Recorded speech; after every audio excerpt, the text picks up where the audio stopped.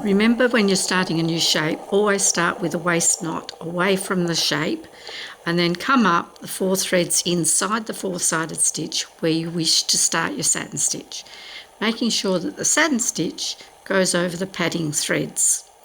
I've now got to the corner, and that's where we treat this slightly differently. But we must remember that there are 7 fabric threads on a corner. There's 4 and there's 4, but the 4th one is the same both sides. So we start with finding a pivot point, which is sitting on the point where the 4-sided stitch that you're stitching into becomes your pivot point.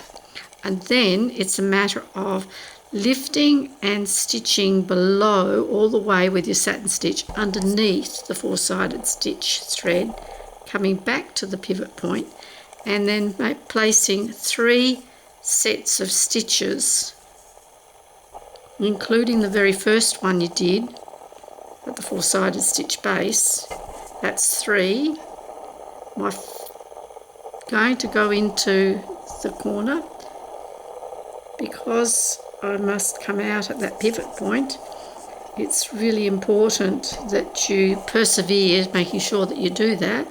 That's 3. Now, because I missed this one in the corner before the very corner, I now need to make sure that the next stitch is right next to that very corner.